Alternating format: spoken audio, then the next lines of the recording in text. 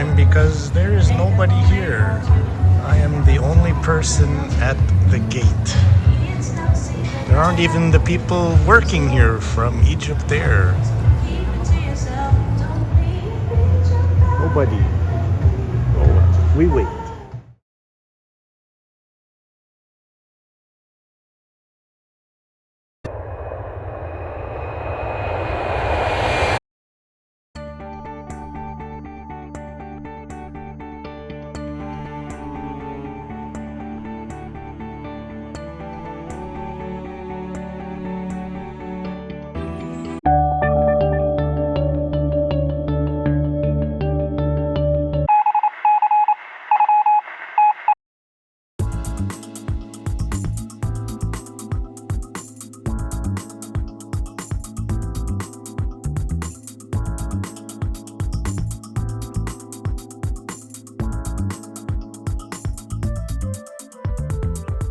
Back on the road to St. Mina Monastery, we pass a checkpoint with a bored young soldier on his cell phone.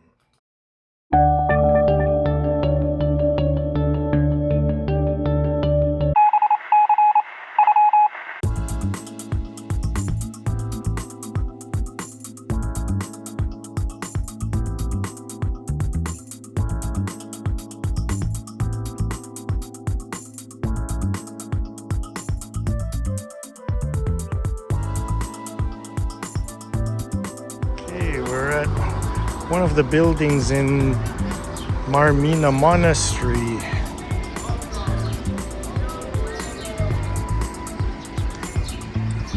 Oh boy.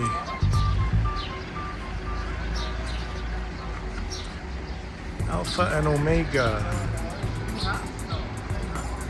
Isos Pierre Christos. On the left, Jesus Christ. At the top, Abba Mina.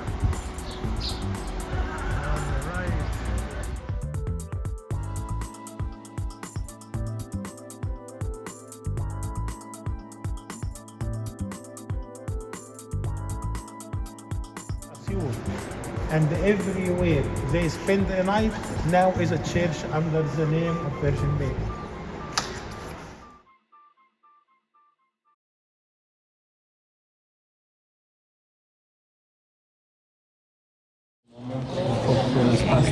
This watch stopped when Pope Carolus passed away.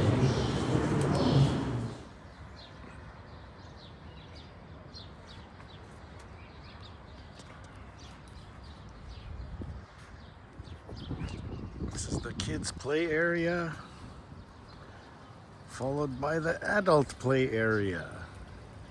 Of course, football, nice area. Pool, another main pool, and residence.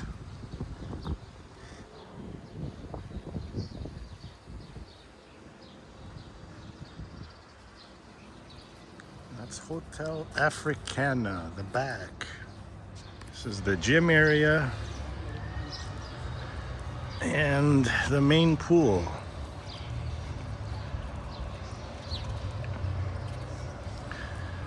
Not too busy, early Sunday morning. Don't have to rush for a chaise lounge. And the pool from the other side.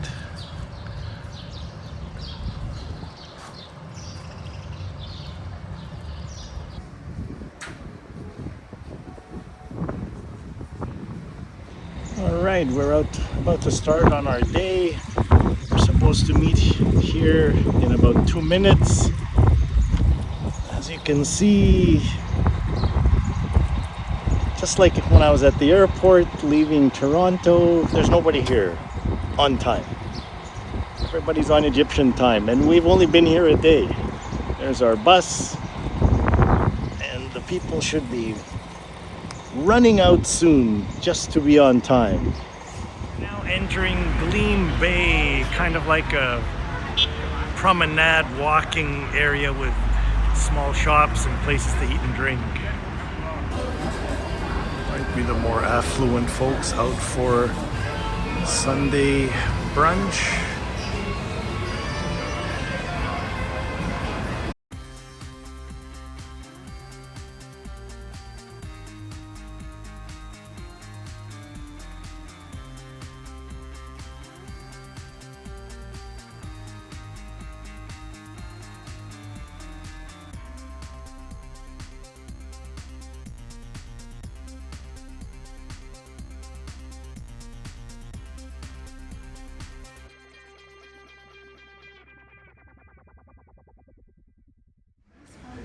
This is the interior of the rebuilt Library of Alexandria to commemorate the original.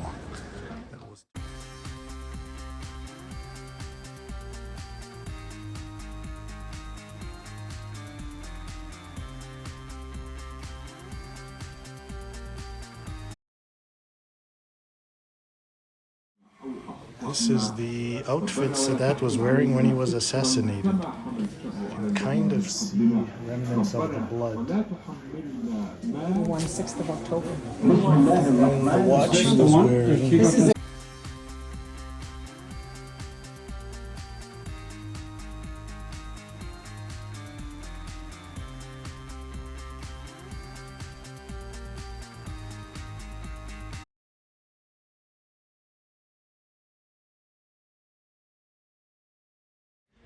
We are at St. Mark's Coptic Orthodox Church. This is the oldest Coptic Orthodox church in Africa, making it also the oldest Christian church in Africa. This is where St. Mark started the Coptic Orthodox Church. It is also the place where St. Mark was martyred in this area. This is the area of Bocalis, historically, which is a district in the suburb of Rakoti, which is a suburb of Alexandria in Egypt. Let's go inside. This church has been torn down and rebuilt many times. When you have an empire to run, you don't want headaches. Around the time of Jesus, since Tylenol and Advil hadn't been invented yet, the emperor has to rely on what he learned at Dictator School 101. The first rule of advice was to keep the plebiscites, the plebs, happy. Keep them content, give them someone to cheer for, a hero, distract them, and they won't be concerned with interest rates, money supply, or national debt, which could spark unrest. One empire created Olympics, another the Colosseum. If that's not going well, then you need the second piece of advice, which is to quash any wave of organized groups that may oppose the state-sponsored religion. I don't know who's giving these emperors this advice. Yeah. Is this moron number one? Put moron number two on the phone. Yeah, Jimmy, he's right here. Hold on. So if advice 1 and 2 don't work, the next option you're given is to start a war with a neighbor. Funny how history repeats. So that's why this church has been torn down and rebuilt a few times by emperors or caliphs.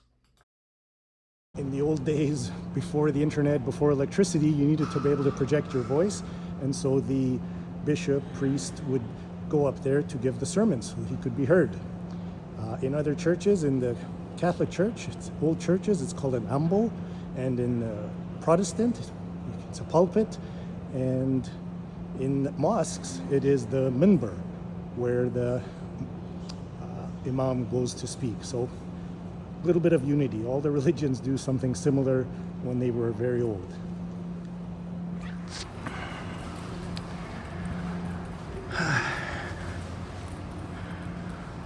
All right, here we have the list of the popes that are buried under this church.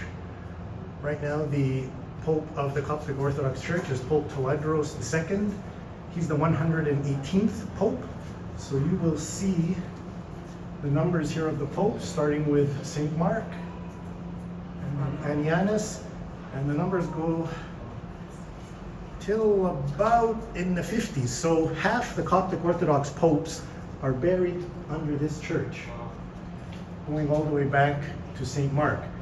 Now you notice at the bottom the numbers start to skip, 52, 55. That's because some of the popes decided to be buried at another place, usually the monastery where they were ordained or taught and lived for a while. They wanted to be buried there. And this is common with other religions. The Catholic Church just recently, Pope Francis passed away. If you remember, he asked to be buried at Santa Maria Maggiore, right? Not at the Vatican, and it's okay. And so that's the same in the Coptic Church. The Pope, I guess, Pope's prerogative, you get to be buried where you want to be buried. All right. So let's talk about the second Pope for a second. Before he was Pope, Anianus was a cobbler in Alexandria.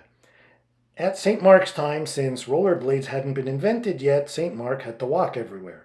Well, the story goes that one of his sandals fell apart and needed repairing. When the cobbler Anianus was working on the sandals of St. Mark, the awl pierced his hand, and he exclaimed the Greek equivalent of, "Oh, God is one." Mark was interested by this remark, and he discussed with him this notion.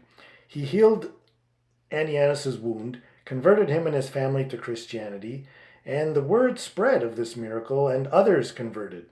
So perhaps Anianus was Jewish, as the Jews believe in one God, and there were Jewish communities in Alexandria at the time St. Mark was there. So after a few years since St. Mark started a Christian church in Alexandria, things start heating up. Remember the issues we talked about with emperors? They want to keep everything in check. So St. Mark decided it's time to leave Alexandria for a while because things are getting a bit heated. So he ordains Anianus as the bishop of Alexandria, and he leaves for the Italian port of Aquileia. Moving on with our tour. You'll notice in St. Mark's Church, there's always a lion. And that's because the lion is associated with St. Mark. As St. Mark was walking through the desert with his father, as the story goes, they were accosted by a couple lions. And as the father freaked out, St. Mark prayed to God, and the lions fell by the wayside. And so we relate lions to St. Mark. And if you ever go to the Piazza San Marco in Venice, Venezia, you will notice there are lions there also with St. Mark. And by the way, that is the same St. Mark as the St. Mark in Alexandria. He traveled from Alexandria to Italy at a point when there were difficulties in Alexandria. So there's information reporting that St. Mark went to Aquileia. He eventually was also a bishop of that area. Now, Aquileia and Venice are about 100 kilometers apart. So with his repaired sandals, it's very possible he ventured from Aquileia west to Venice, which made him their patron saint. Now, part of his bodily remains are in Venice, and some are here at St. Mark's in Alexandria. You might ask, how did some of the remains get from Alexandria to Venice? Well, it's said that two Venetian sailors, merchants, took most of the remains in 828 AD. Before one gets upset with this act of theft or smuggling, there's more to the story. A man's terrorist is another man's freedom fighter. Remember we mentioned that the ruling emperor or caliph sometimes decided to wipe out religions and their artifacts to keep everyone in check. Well, that's the case here. At 828 AD, the priest and monk presiding over St. Mark's Cathedral heard that another wave of destruction was about to happen. So one story is that they colluded with the two Venetian sailors, merchants, to smuggle most of St. Mark's body out of Alexandria to protect it.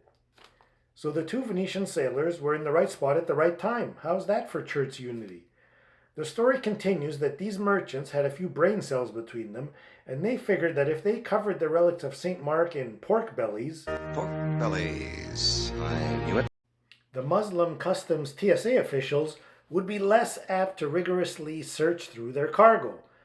The ruse worked, and part of St. Mark's remains are at the Basilica di San Marco in Venezia, and some here at St. Mark's Cathedral in Alexandria. While we're talking about Italy, we need to mention Leonardo da Vinci, specifically his Last Supper painting that depicts the last meal Jesus had with his apostles. According to tradition in the New Testament, they frequently met in an upper room. Scholars indicate this common meeting place was a sort of headquarters for the apostles. This house could have been Mary's house. One can envision a couple of the apostles walking around Jerusalem and saying, "Let's meet later at Mary's house." You know those lists of popular baby names you see published each year? Well, at the start of the Common Era in Jerusalem, the name Mary would have been pretty high on that list. Oh, one more thing. St. Mark's mother's name? You guessed it, Mary. So the Last Supper could have taken place at Mark's mother's house, Mary's house.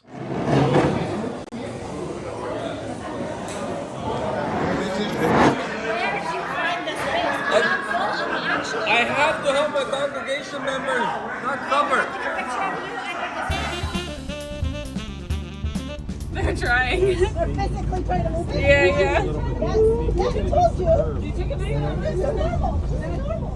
This is crazy. And this guy? No, that's the white car. Is Oh, it's the white one now. Okay, the white car. It's always the white car. Yeah, that's a good place to bring your bike. Oh. He's causing more damage than we are. Oh, lots of room. Yeah, but we're in the middle of the bus. There's still the end. I think we're good. Huh? It's more so about that. I don't know if Oh yeah. Oh my gosh. You know the people who park their cars super far away in the parking lot to not get scratched? It's not these people. The owner is not allowed to be all different, not of course. No, mga po yan sila shuluha. Well, Shuluha fame. Oh boy.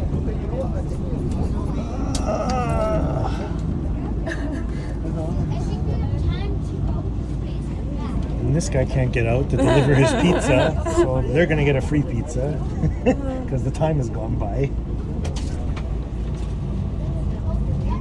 Oh, it's chicken too.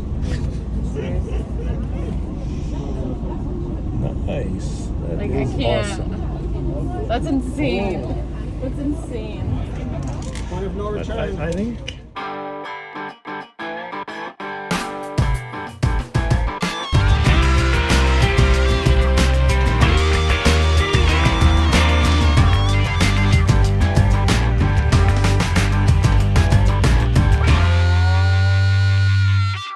Oh my God, Kalas! All right, we'll move the car, and hopefully the owner doesn't come by.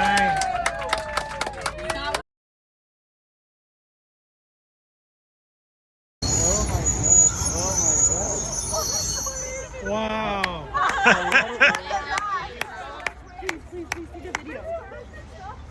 All tourist groups of 35 or more in Egypt must arrange to have a police escort for the duration of their trip.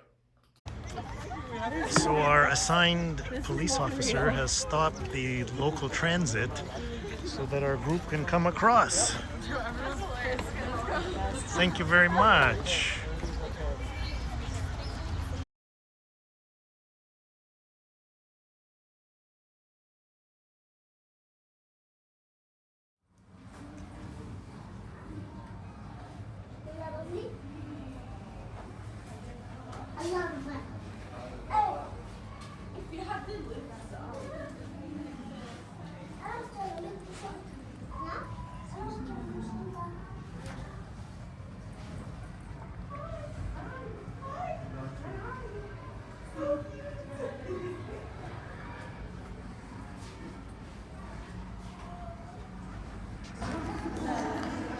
This is the Church of St. George at Sporting in Alexandria.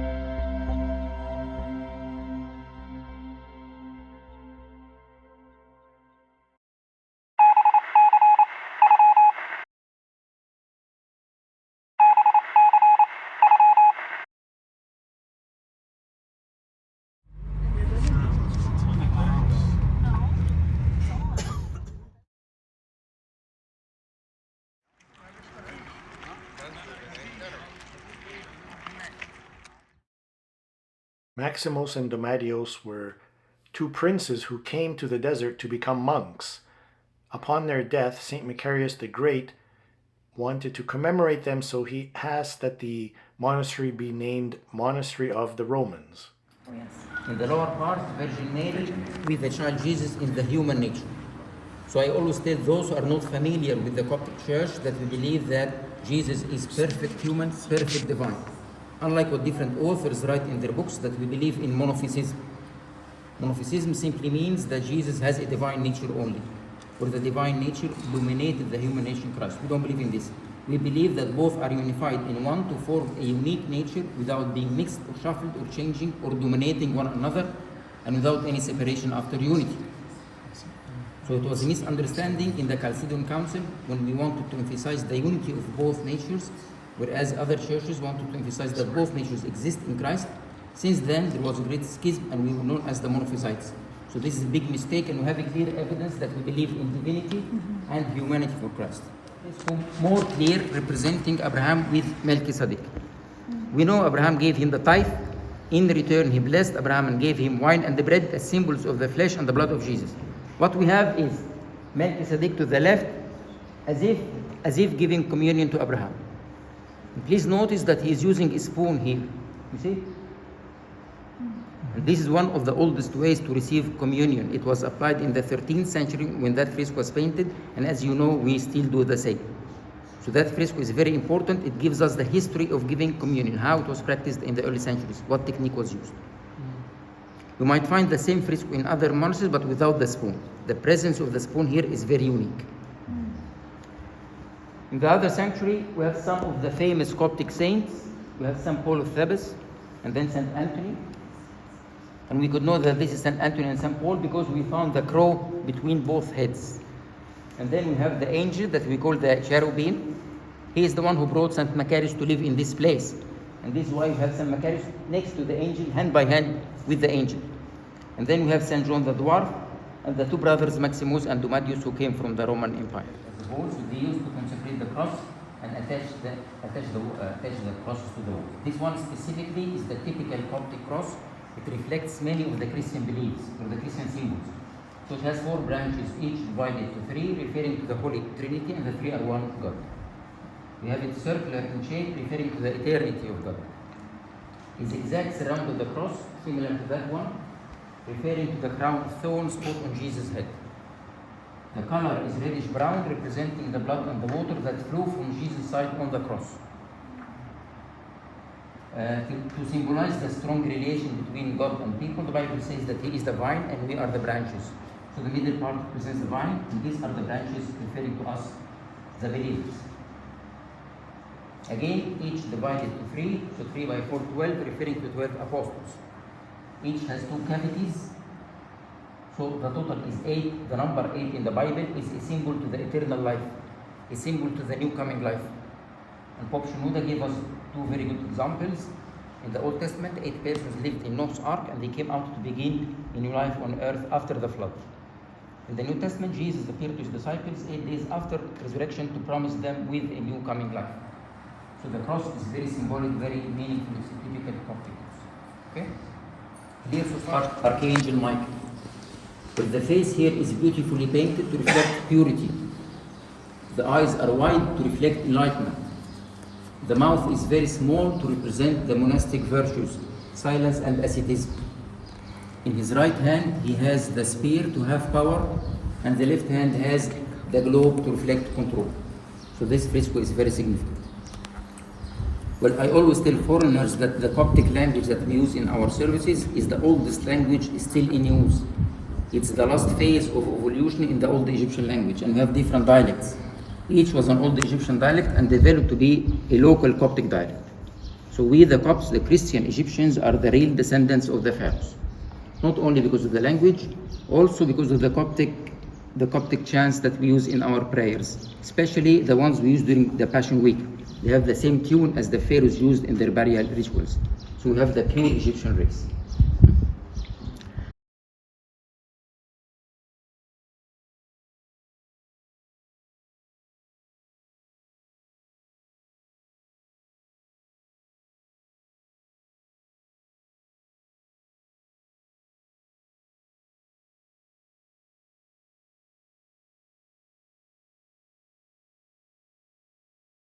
Why? Because it has 3 floors.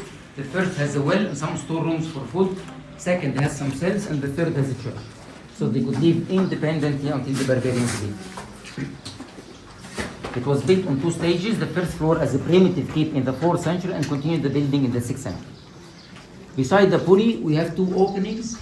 The 2 were used to throw the water to extinguish the fire thrown by the invaders. And the church in the keep is always dedicated for Angel Michael because we believe he's the guardian angel. Original gate of the monastery, built in the time of St. Macarius the Great, 330 AD.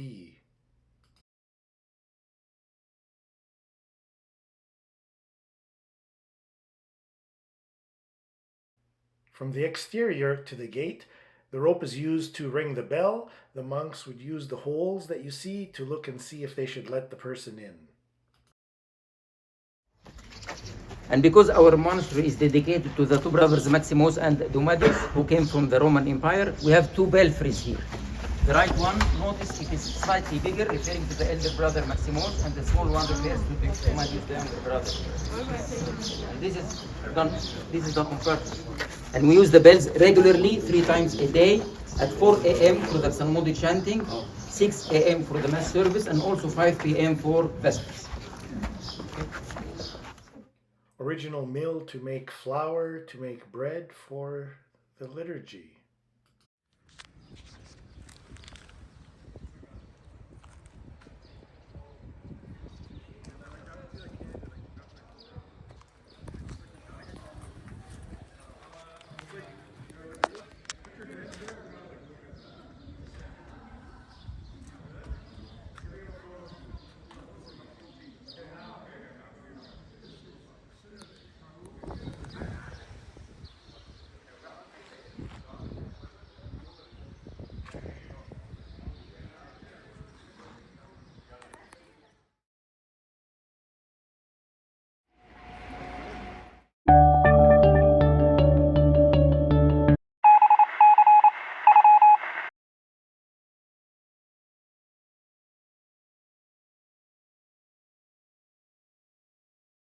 Syrian monastery, and the one is San Pishoy monastery. Can we jump across the... You jump, but easy. But somebody here would used to do that. Yes, no problem.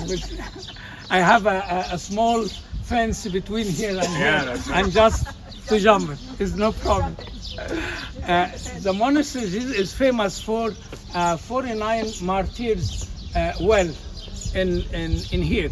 Was because the monks in San Macarius, the barbarians coming to kill it, all 49 martyrs, and to come here to wash the knife or the thief in this well.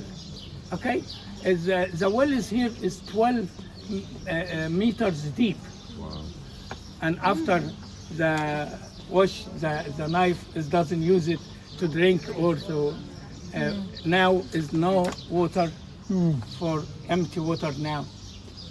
For 444 years ago, is 4th century is this one. Wow.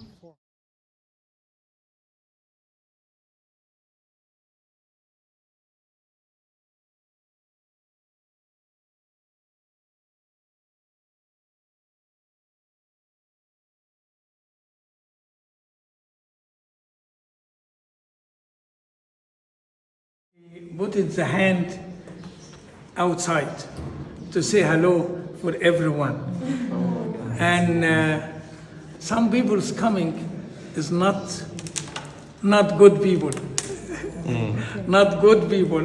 And he put the hand inside, doesn't say hello. And this time, the Pope, for this time, please don't put your hand outside again. Is get it excommunicated for that. And when this time he put it inside the hand and to close for this door is here. Wow. Yes. And what happened?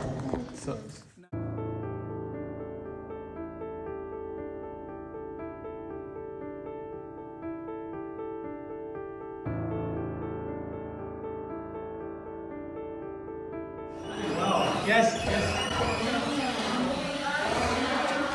Pushing a lot of Yes, push. Oh.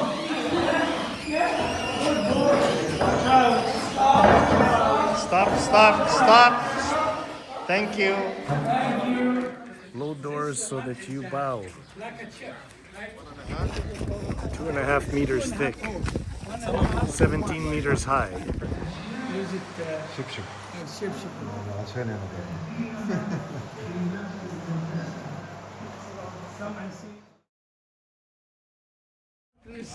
To protect the monks when the barbarians come to attack the monks to go all the way for the Sergius here, to go all the bridges here, and the bridge have a chain, to take a chain to close the door and to cut in this area, and not anyone to go after. No, now go away or I shall taunt you a second time.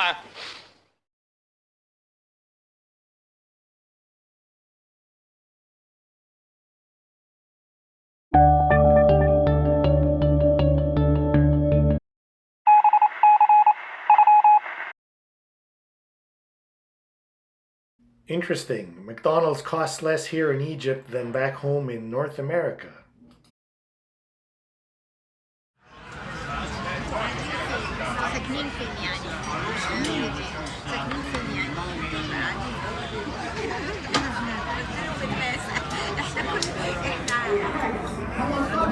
Look at the rice.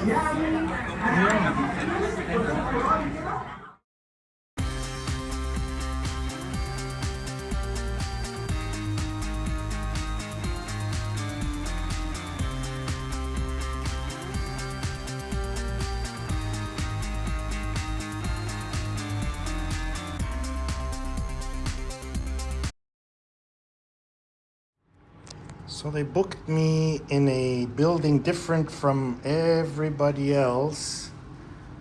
And here is my washroom. Very nice arrangement.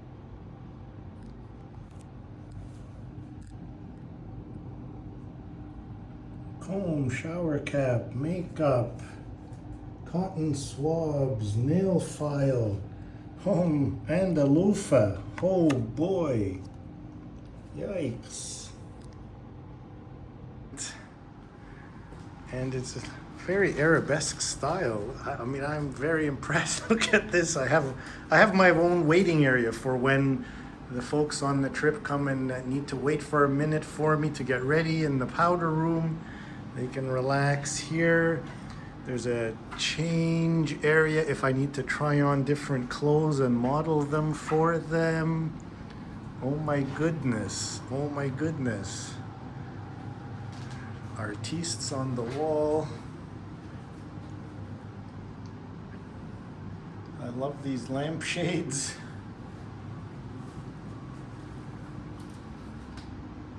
Okay.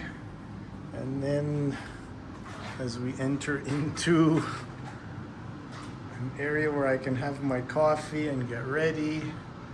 Some lovely lamps.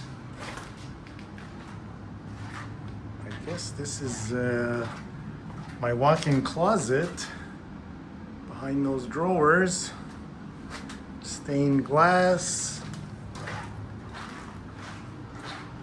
And now into the sitting area near the bedroom. I also have a coffee. This is very interesting. Does it have a light? Oh my goodness. Time to make shwayet ahwa Turkey right here. My breakfast sitting area. Out to the balcony. Inside the balcony. Oh boy, I was sitting.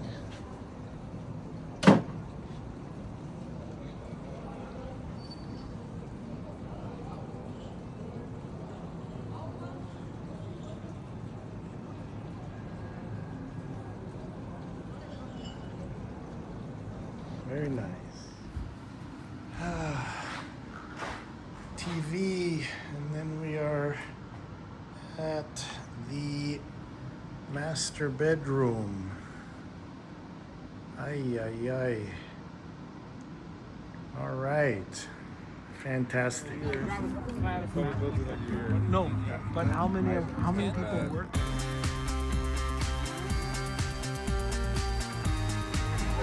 Smile, Dad. It's so relaxing. Like I could sit at the balcony. I will sit at the balcony.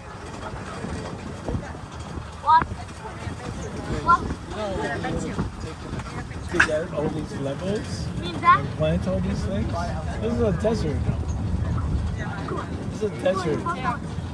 Wouldn't look like watering is there. Oh, water watering. And look, there's pools there. There's a pool over there. Anyway, it said reception and pool are that way. Thing. I'm actually staying in a separate building from the whole group.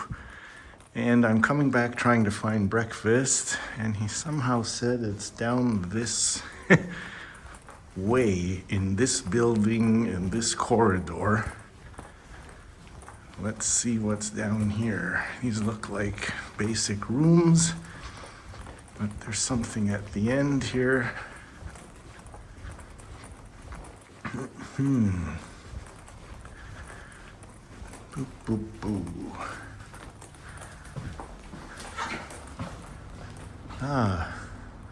Aquamarine Restaurant. Breakfast time. Starts at 7. I'm a few minutes early.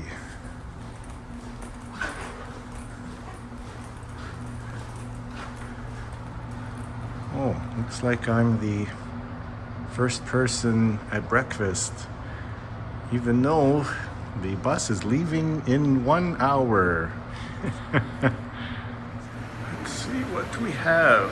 Pastries, snacks, beans, eggs, shawarma for breakfast, sausage, potatoes, vegetables, toast, ali, very nice. And some standard fruits. Oh boy, crepe time, crepe maker, and there will be a crepe maker person very soon. Very nice.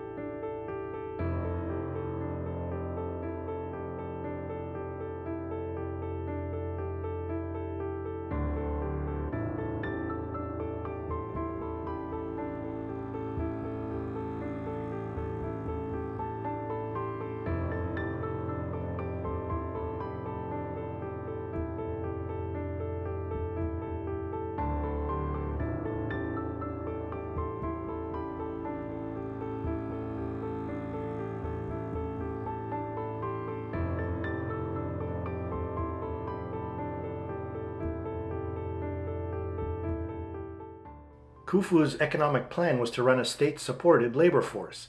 Instead of paying taxes, one could sign up to build the pyramids, a few months each year. You were provided daily rations, including beer, lived in a dorm, had medical care for injuries. Extensive archaeological evidence indicates that the pyramids were built using sophisticated construction techniques. Evidence of ramps, levers, and other tools used to transport and lift the massive blocks into place have been found. Worker settlements, dorms have also been found, along with their tools and levers. there is no substantial evidence suggesting alien assistance.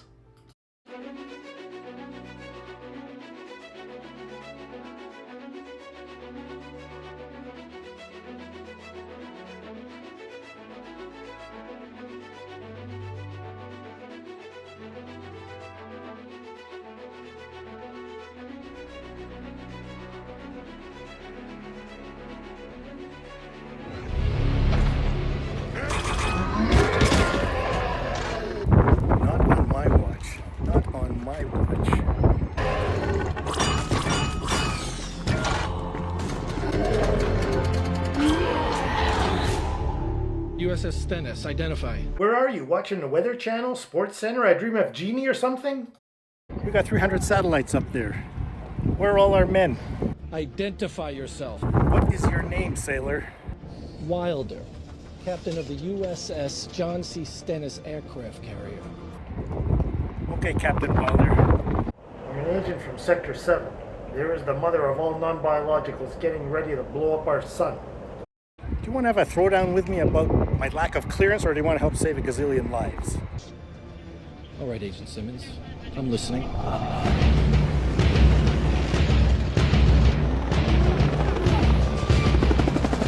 5 clicks west of the Gulf. 5 clicks west of the Gulf, we got ourselves an alien remodeling a pyramid. Our one chance is a prototype weapon called a railgun. It's a steel projectile at Mach 7. That's classified. Don't talk to me about classified, all right? Now, if you have a battleship in the Gulf, which I know you do, you tell them to ready that weapon. Contact destroyer, USS King.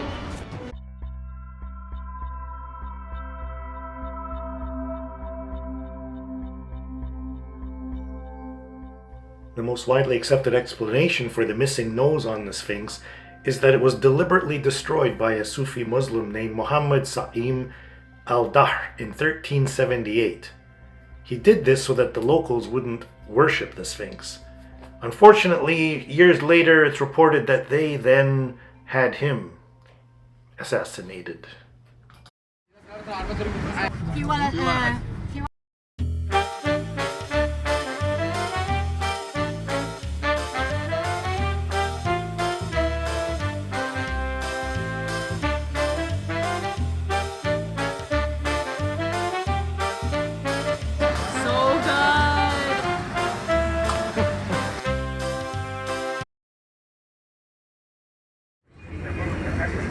We saw earlier St. Mark, usually in a red cover on his tomb.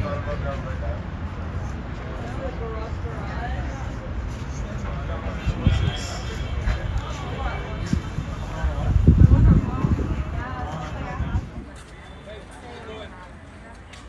The bell tower.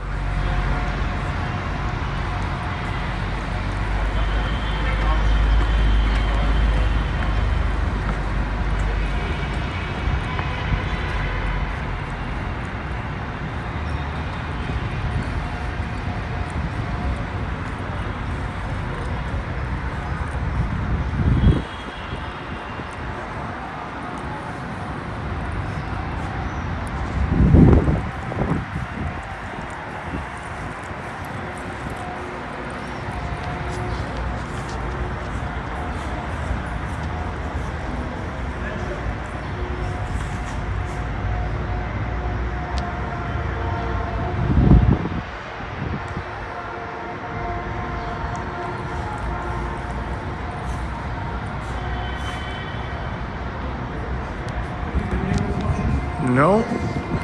Come in. Thank you. Very smartly now.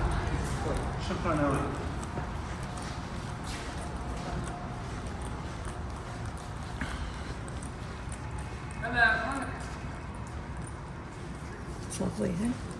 Yes, it's hot. Oh, it's okay. It says quite a long Patriarchate nave.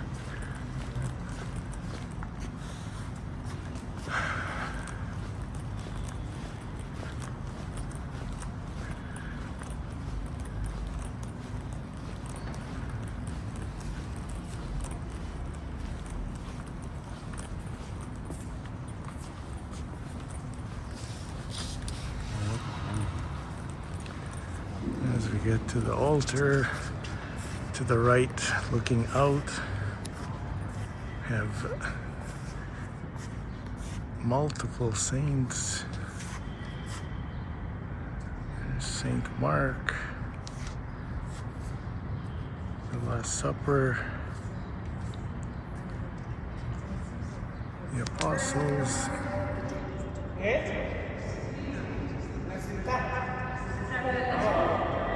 And looking straight up, we have Christ.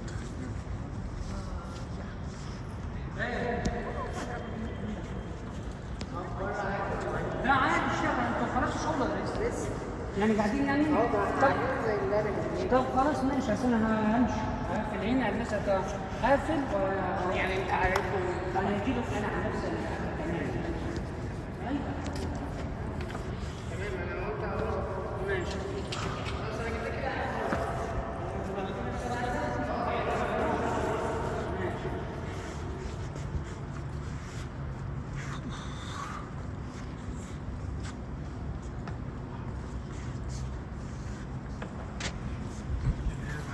بابا تدرس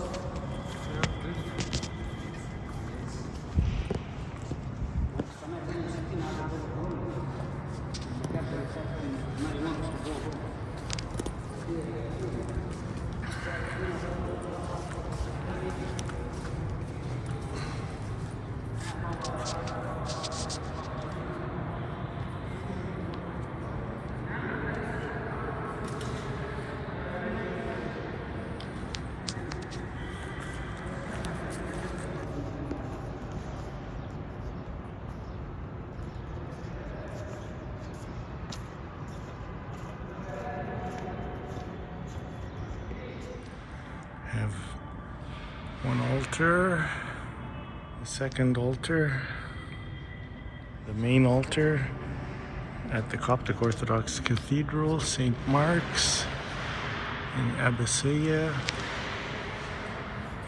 with Jesus Christ.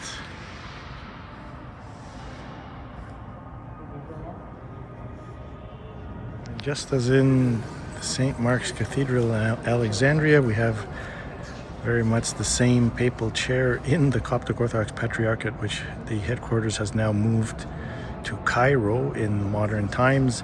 But again, this is the seat of the Pope and Patriarch of the See of St. Mark, the two lions protected by Jesus Christ behind the Good Shepherd. The first one in Coptic is Is it nice? Moses. Then we have Yuna, Jonah. Then we have David. Isaiah. And of course, just like St. Mark's in Alexandria, up the stairs to where the bishop, priest, or pope would give the sermon. Flight to Aswan is not very Canadian friendly. No hockey sticks allowed.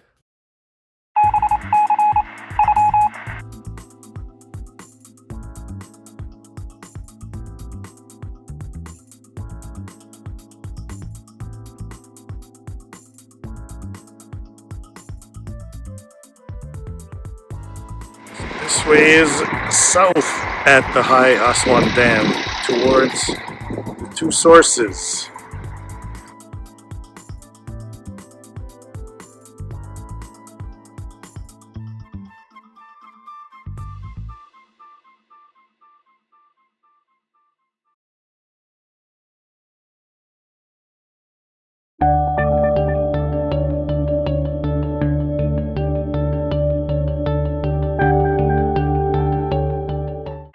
Inside, it's a Greek-Roman building, except that small chapel behind you, it's Pharaonic time, built by the king called Nasr, 30th dynasty, Pharaonic time. And all the rest, those are Greek-Roman buildings.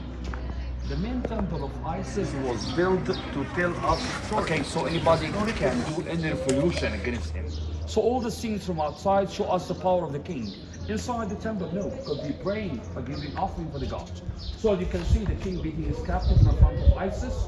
Up he's going to give offering to Osiris, and his son Maurice. Two sphinx. Can you see the sphinx?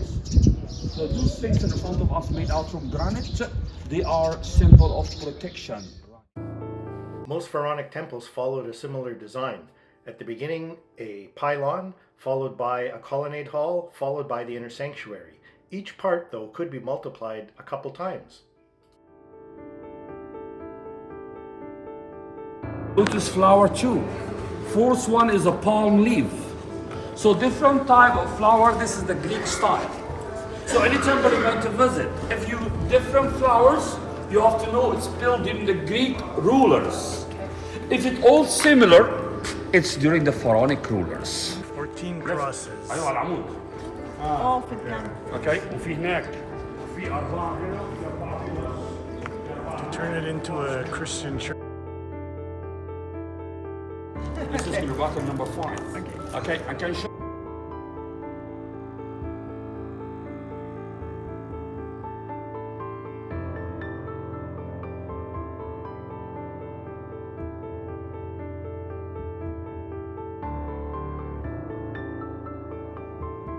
Okay, called this.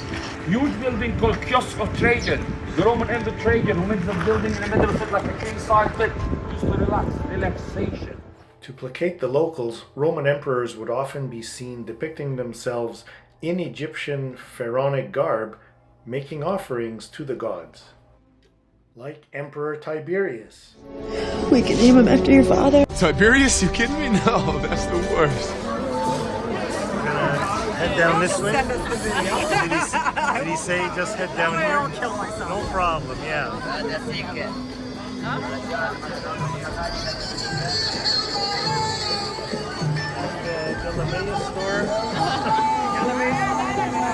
Oh, I need a bag.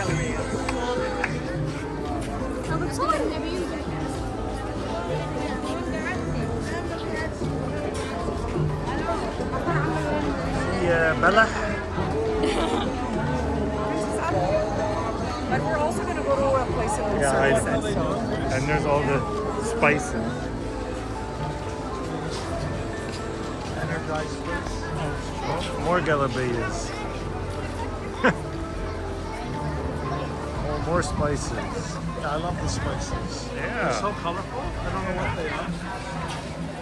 I have no idea what they are. You know what they are? I know some.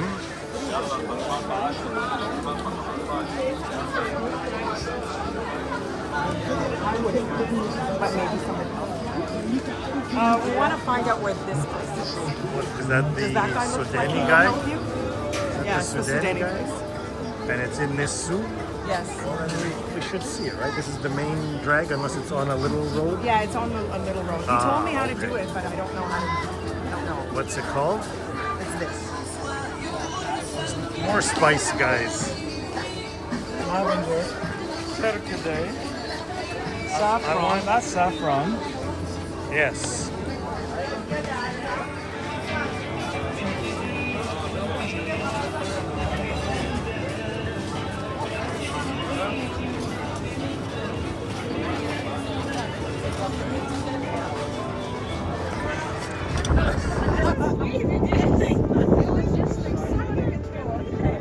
مع بعض ونعدي السلمة بس.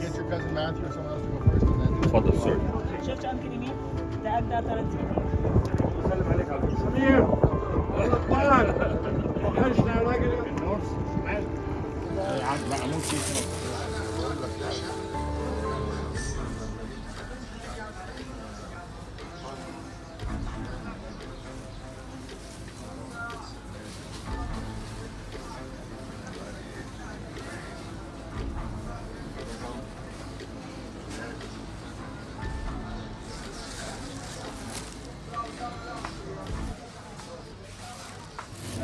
So a lady just made my day. She came asking me how much this Kanaka is. She thinks I work here. Can you imagine? Oh boy! Can you imagine that? Here you go. Huh?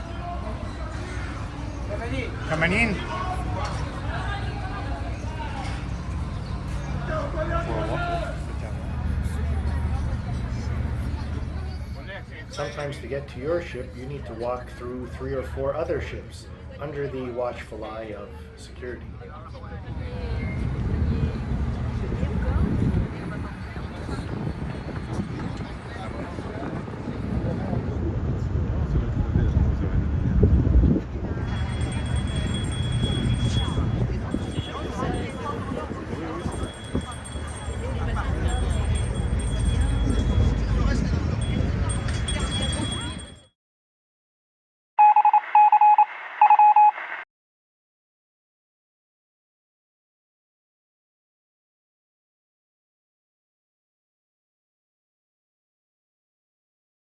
It was dedicated for 2 main gods, not one.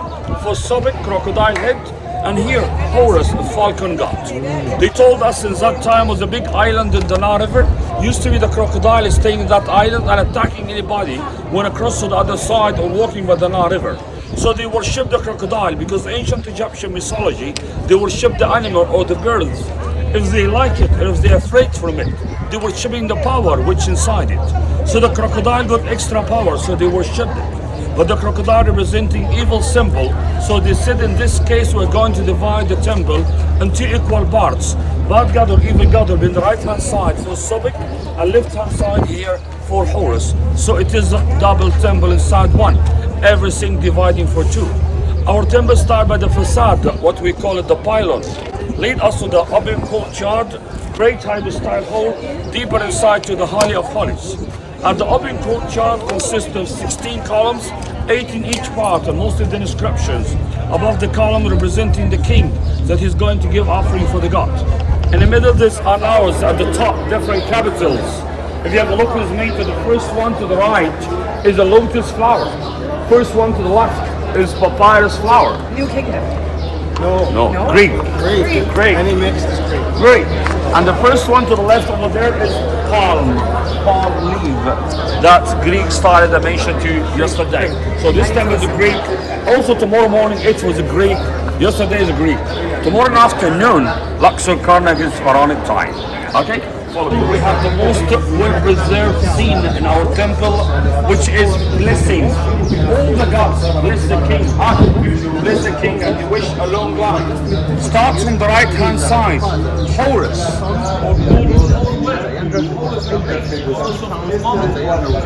Horus and Thoth lay their hands on the king's crown to protect it. In front of him, another falcon, the son of the goddess Isis and Osiris, which I mentioned about him yesterday, if you remember. In front of him, the lioness Edfu,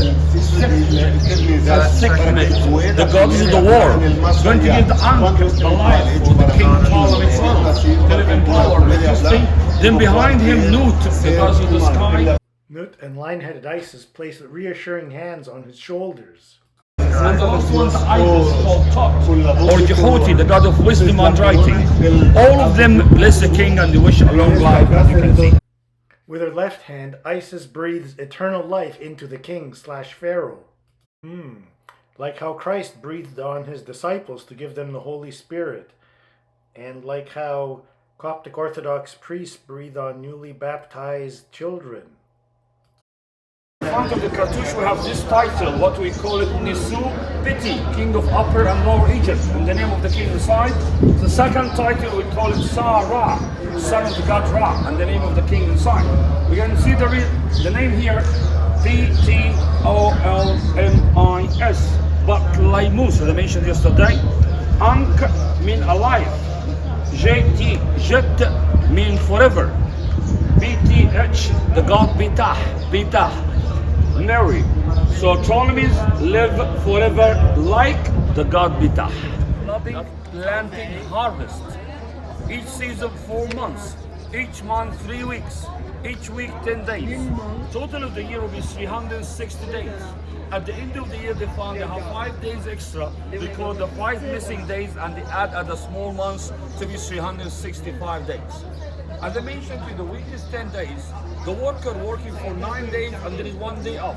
What do you think in the day off the worker will do? Digging their own self-tomb. Wow. Oh boy. The worker, they have to make something very important. It's important to make their tombs that when they will die, they're buried inside it. Because if there's no tomb for the worker, where they will bury it. So it's important to preserve your mummy, your body, because the ankh or the soul will return back, know where are you, and return back to your body. Okay? So it's important.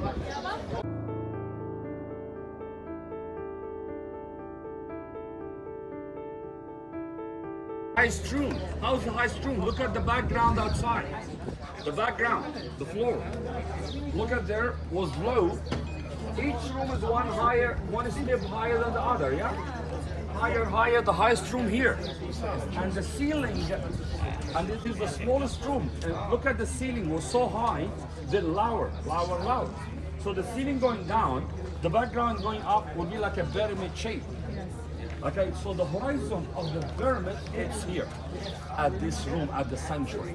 Every morning the high priest should, after cleaning his body by the water, and come inside and kneeling in the front of the statue. That's a block of granite, what's supposed to be above it, a small boat, have a golden statue of Sobek. Take off the old clothes, give him new clothes, paint his eyes, but the color, give him the different offering food, drinks, jewelry, and perfumes. He should give this offering every day. But how they build those temples? You know? Wooden piece in the middle. Can you see it? Okay? So wood in the middle, that wood is higher.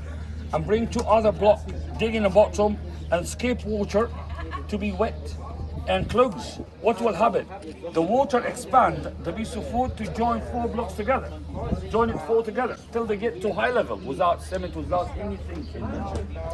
So once they get to high level, they have to make a causeway, mud brick, pushing the stone from down to up and build. And once they finish, they cut and they throw away. There's only one mud brick causeway they lifted for us at the temple of Karnak. Let us know how they clean it. This one, he's the Roman Emperor Trajan. He's kneeling over the surgical tools for the god of medicine, Imhotep.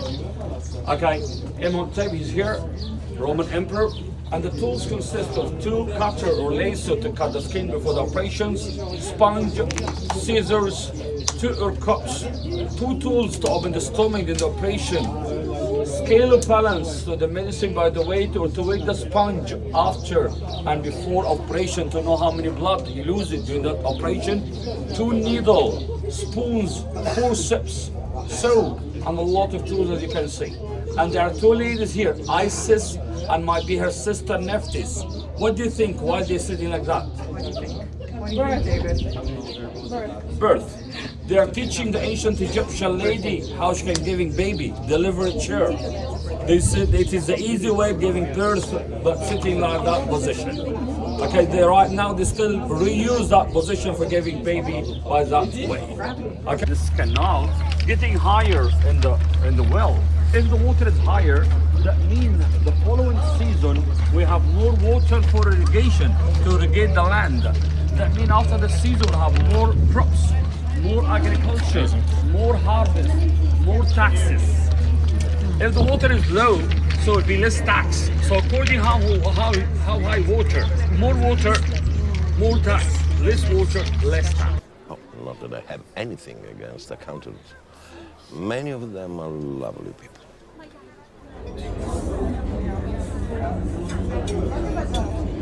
Where's Dad sitting over there?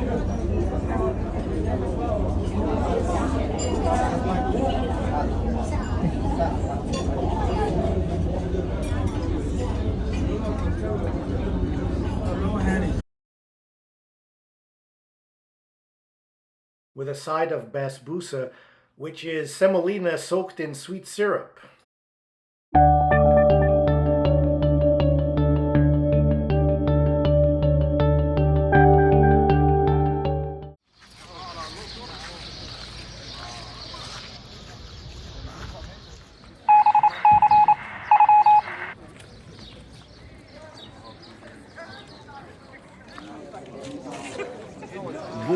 Then the Arab came, they call it Edfu, mean the town of the revenge. Because we have a story started in Aswan and finished here. Isis, Osiris, Set, Nephthys, and Horus is going to fight his uncle, and the revenge will happen here. This temple is a Greek-Roman time building, like yesterday. Start to build 237 BC, finish 57 BC. That means the whole of the construction taking 180 years. Considered the most well-preserved building in Egypt, okay? Because most of it was under the sand, and they discovered it by a Frenchman called Maurice. 1860, they discovered this temple. After this date of 1860, they started digging and reached the majority of the temple, as you can see, and they built the fortress right inside, fortress to protect. No more sand come inside as before. Just outside, these are houses from that time, made out of mud brick. Now there's just the remains of houses. Our temple start by the facade, what we call the pylon. At the pylon, even we're going to see this type of inscriptions representing the king that he's beating his captives in the front of the main god of the area here, Horus, and following him his wife Hathor, and the son here, Horus Simataway. This is the Holy Family or the Holy Triad here. So the king beating his captive in the front of Horus and his wife Hathor. Hathor is going to give offering for several gods. Okay, other side looks like a mirror for this side. In the middle we can see the sun disk with the two cobra and the two wings. It's a symbol of protection. Okay, in the middle you can see a nice color painting to tell us that everything grows colorful. Okay.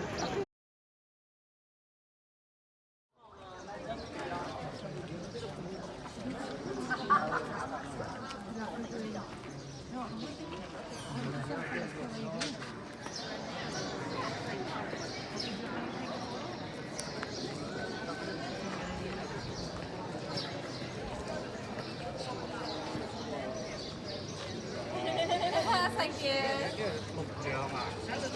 要往上靠一下，尽量往里边靠，尽量靠啊。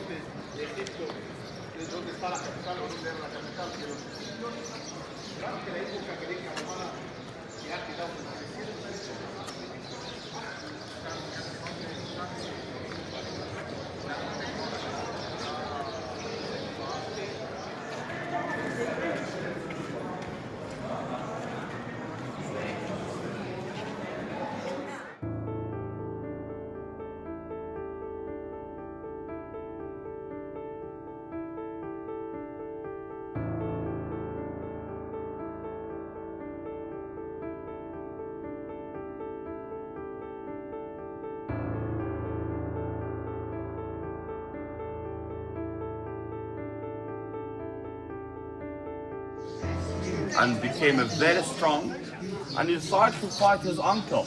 Horus is a falcon, and his uncle, they're representing it as a hippo, hippopotamus, but small hippo here. Why? Because deep in the water. Why deep in the water? The side of the hippo is very small.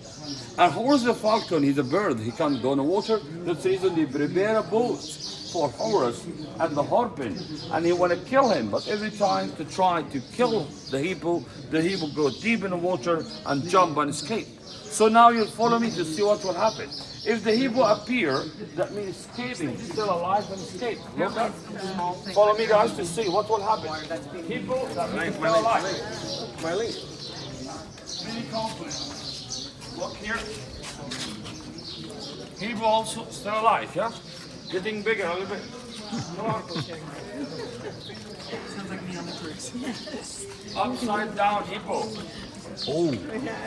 Mishquayas. But he's still upside down hippo, but still has the power. He will return back to the right position and he will run again. Look. Here. This is very revenge. Second time. Upside down. Adam study here. Second time upside down, can you see it? But he still have a power. He will run again. But look at the size of the hippo. Getting much bigger, yeah? At the beginning it was smaller because deep in the water. He tried to put the spear at the body. He tried to run, but he started to lose his power. So he needed fresh air to go up, to take a fresh air. When going up, that means the size of the hippo going bigger. While it's coming up, you see that's like a level of the water. The noise of the hippo above the water, very clear. So you put the spear at the noise of the hippo, will take him deeper. So the following scene, while going deeper, will be smaller. Let's see.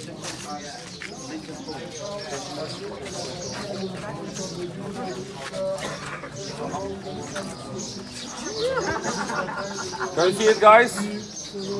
Smaller. Smaller, yeah? Hello, Bibi. أيوة معايا كله? Smaller, yeah? Look up, smaller, yeah? Male hippo. So, smaller, but the spear stuck in the body. Take him out from the water. So the hippo boy. Big size, the hippo. Catch him, brought the chain, tie him with the chain, and take him away from his father. What are you going to do if happens like that? Kill him, yeah? If you're going to kill, you brought the altar, because the altar, put the hippo above the altar, but if you're going to kill, you already had a knife. You should start by neck. But he had a knife, and he start by the back side. He looks like he's skinning him alive. Oh wow. Take his skin out for more painful. Okay? And he left him without skin. And he left the end open. Because if he will kill the evil. But you want to tell us that everywhere you go, you find the good people and bad people. Good people, generation of Osiris. And his son Horus, bad people, generation of Sessa. Okay? And open, the end is open, as I mentioned, because you want to say there's no end for the evil.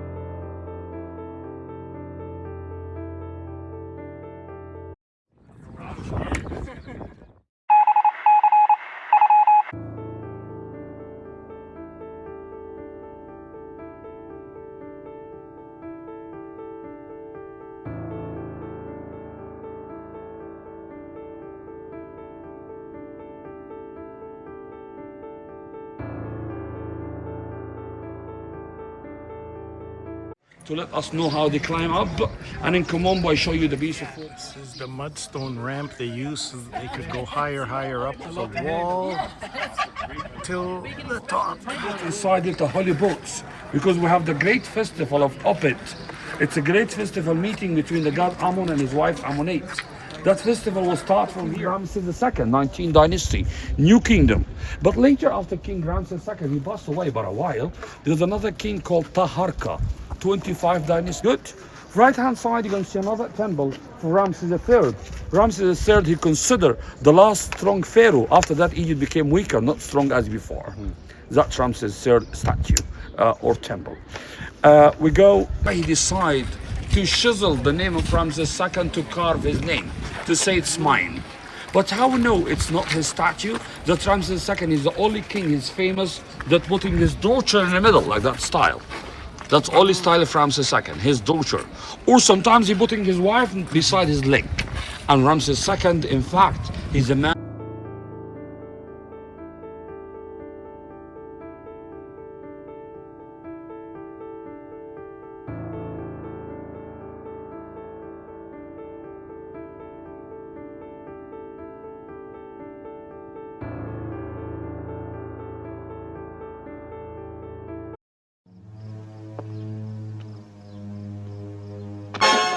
Here at the Great Hydrostyle Hall, or the first hall, which consists of 134 columns. These 14 columns in the middle by the King Amenophis III, 18th dynasty, New Kingdom. The rest of the columns in the right and left hand side by the King Ramses II, 19th dynasty, New Kingdom. Okay, the art during the Pharaonic time, same capitals. We saw the Greek building, remember, yeah? Lotus, papyrus, and palm. But here, all one type of flower. All in the middle, open papyrus flower. In the left-hand side, another type of flower, same flower but closed. Closed papyrus flower. Can you tell me why they are open, why they are closed? What do you think, Inji? Papyrus flower. Hey, that's a cartouche of the king Ramesses II, called Seated in Ra Wisser Mat Ra. That's the name of the king Ramesses II. And usually in the front of the cartouche we have a title, like a title called Nisu Piti, king of Upper and Lower Egypt. Another title that won the bird was the Ra, called Sa-Ra, son of the god Ra, as you can see. Okay, so this is the cartouche which had the name of beast. Can you imagine? All this one piece, cut from Aswan, from the quarry of granite from there. Right hand side one for the king Thutmose I, the father of the queen Hatshepsut, the man who was the first one who digs his tomb in the King's Valley over there. The left hand side one belonged to the queen Hatshepsut. I want you to know that the problem between the queen Hatshepsut and her stepson, that she took her throne and she kicked him away. But when she passed away and returned back and he took her throne, he damaged her temple in the West Bank. Yeah. But here he can't damage the obelisk because the obelisk is the symbol of the gods. So he decided to make a building around the obelisk, that the obelisk can be in the middle, and he did. Petty. But by the time he's unlucky because the stone fallen down. When fallen down, the obelisk appeared and appeared well preserved. In fact, he doesn't want that. If he knows that this is what he's going to do, will not make a building around. And she kicked him away. When he returned back and he took his throne, he decided to damage her temple, as I mentioned to you. And he decided to conquer all the countries, all the cities, all the village around Egypt. So if you have a look here, okay, these are his captives. Okay, these are his captives. And he wrote one captive from each city, and he wrote where he come from. So all this is conquered by this guy. Became Egypt at the time like a big empire. So this is ELWT, Elat in Palestine. He reached to Palestine, Syria, Lebanon. He reached the middle of Africa. Okay, all conquered by him. So this is Asian faces. Other side is African faces. Look at there. You're gonna see like African style, okay? So all this is conquered by this guy of Upper Egypt. So they bought the two flowers that the king can say, I'm a king of the two lands, Upper and Lower Egypt, as you can see, okay? In the front of his sanctuary.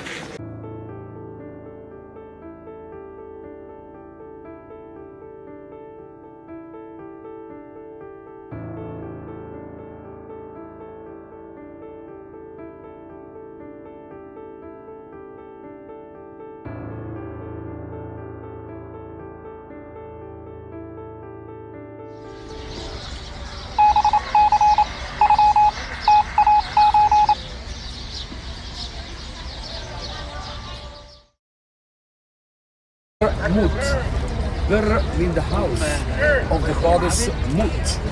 This temple is Pharaonic time, like the Karnak, started to build by the king Amenophes III and finished by the king Ramesses II. Like any temple built from inside to outside. This is an emergency Pentagon call. Emergency. I need... No, I don't have a credit card. Sir, the attitude is not going to speed things up any bit at all. I'm going to ask you to speak into the mouthpiece very clearly. I'm in the middle of a situation here. This is ridiculous. Look, you need to help me. Also, sir, have you heard about our Premium Plus World Service Gold package? No, I do not want a premium package.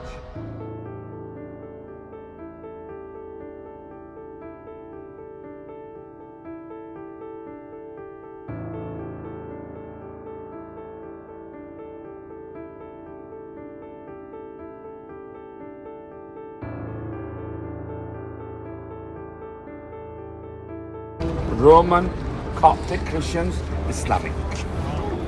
5 different buildings in 5 different times. The church. Used to be a church above the temple also. So it's 3 levels. Pharaohs, Coptic, Islamic. Wow. So they left all three in the same place. All this under sand The church which they mentioned about it, the festival of Coptic. Once start from there, from Hatshepsut. Karnak, come here, put the boats here till finish that festival.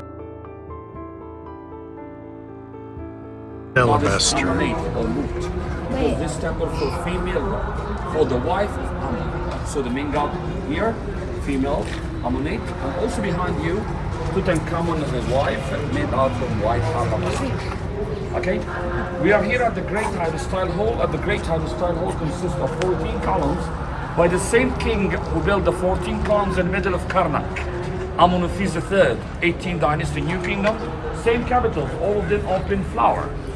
Art during the Pharaonic time, same flower. Art during the Greek time, different type of flower as we saw. Different.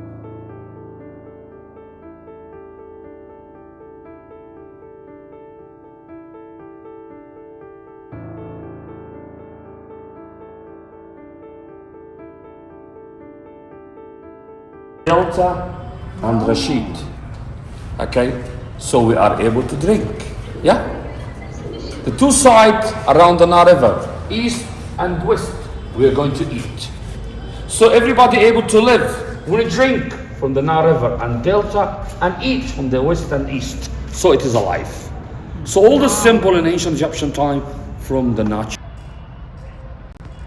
So as mentioned, this string of sphinxes is 3 kilometers long, and it goes from this temple, Luxor, to Karnak.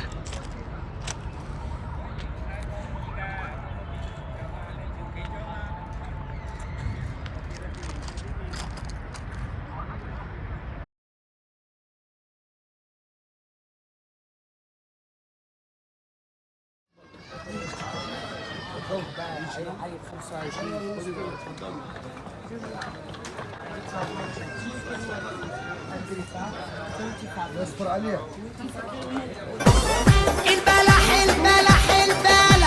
احمر واسمر زغلول 5 بابا معاك بس ساعة من المي بدل ما تلف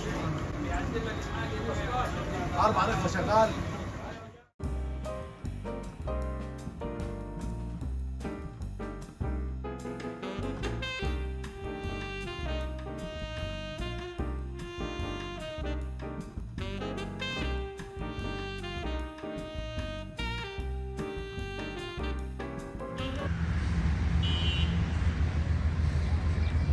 Here we are in the morning. Everybody's at breakfast. See, they tie all the ships together.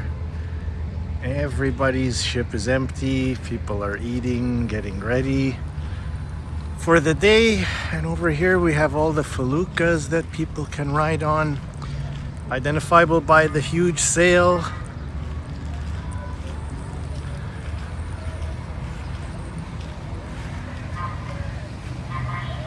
And the Nile.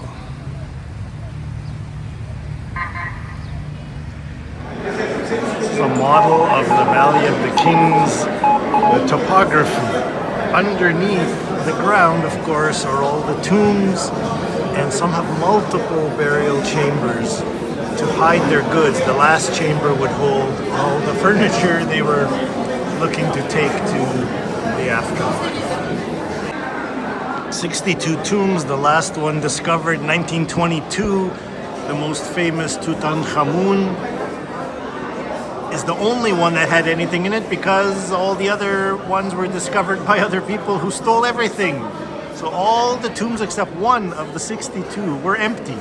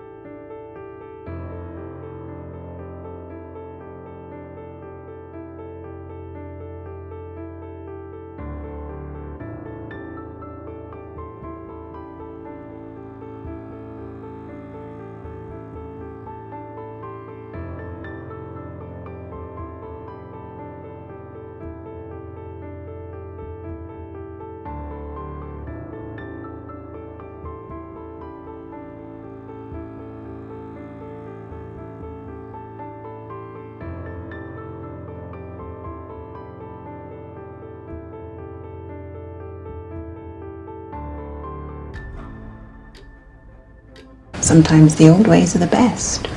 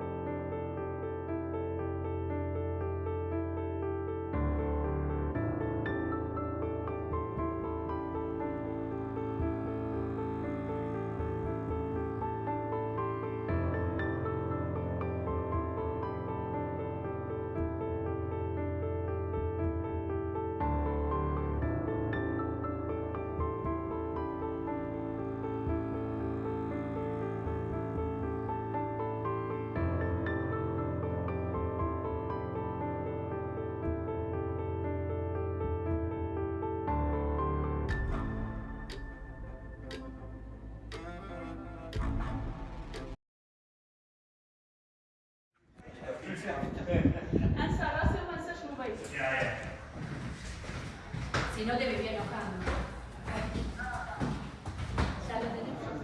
No sé ni qué hora es.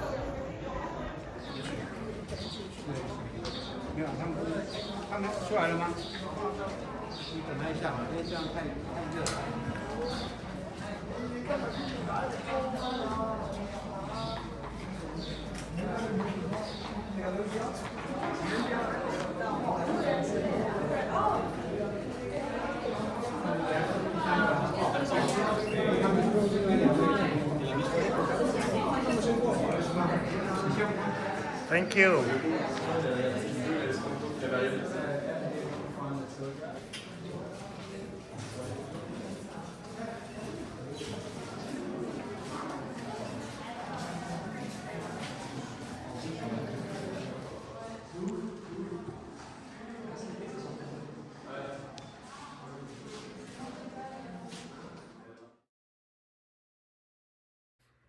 Again, this is number 62 in the Valley of the Kings, which is the last number, so it's the last tomb found. And here we go down this long corridor to see the mummy of King Tutankhamun. All the other belongings of his, of course, are not here anymore. They are in either the museum or they're touring the world.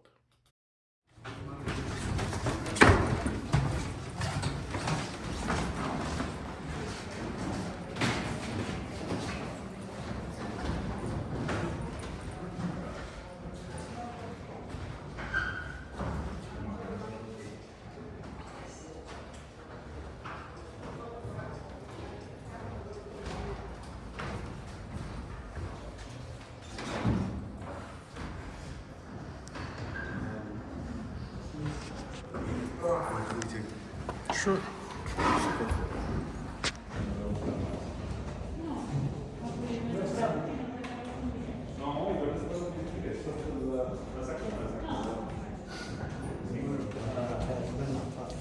So this is King Tutankhamun's body. There's the head on the left and his toes.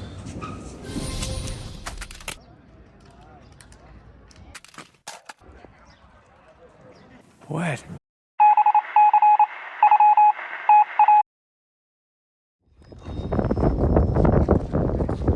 Fourth chapel. The first one to the right. The first one to the right, that one for the god Anubis, the jackal god. She needs on the jackal to mummify her body. That's the reason they make that chapel for the jackal. Second chapel, still on the right hand side, in the second floor, that's a divine birth. Like yesterday when I said that the king, he said that the god Amun visited my mom. The queen Hatshepsut, she said that story before him because she's the lady and not allowed for her to rule the country.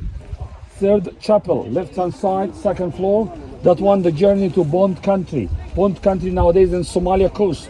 The queen, Hatshepsut, she sent expedition to Somalia to bring trees, flower. So when they return back, she asks them, I want you to draw everything you have seen it in the journey. Still on second floor, last chapel, left hand side.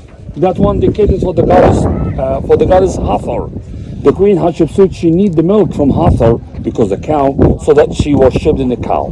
Last floor, just statues for the queen Hatshepsut, looks like a man. She said, I'm strong enough, I'm looks like a man, I can rule the country. So that's the reason they left her to rule the country. In the middle, deeper inside, that's the Holy of Holies where they used to pray and give the offering. I'm talking faster because of time, and also because you already know all. So she stole bricks from this second temple, stones, and then built her temple in a quick 20 years.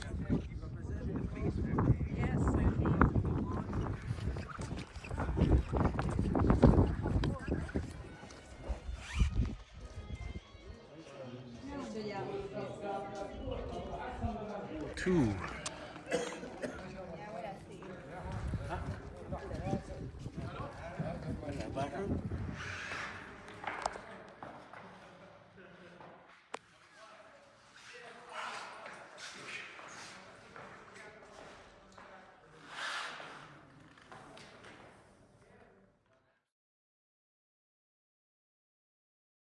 We've been informed that the relics of St. Maurice are in this church in Luxor. On our left is an icon of St. Maurice with the Theban legion he commanded in the background. Here are the relics. On the top is the captain St. Maurice. In the tube of relics below there are two names. From right to left, Saint Ursus and then Saint Victor, who were also martyred in Switzerland. Victor being a relative of St. Maurice and Ursus a fellow soldier in the legion's list. The story behind this legion is for another video. Main point is that the legion refused to pay homage to a pagan god as commanded by the emperor after their victory, and they were subsequently martyred.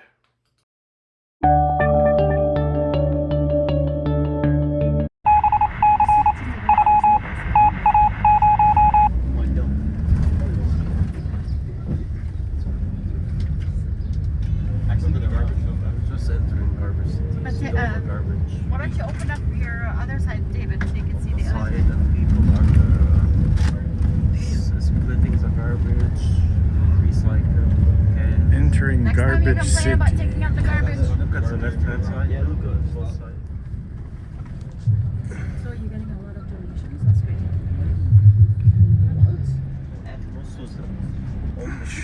No problem.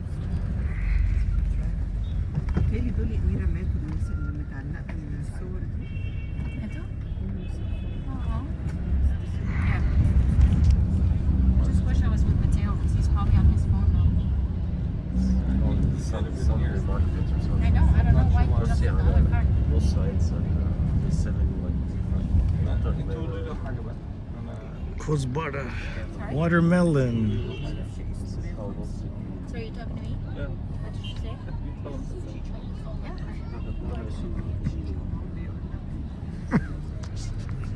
All the ladies are here. Oh, tamaten. Whoa, whoa, whoa. Batich. Yours is so good. I had some last night. French fries. I need a leaf.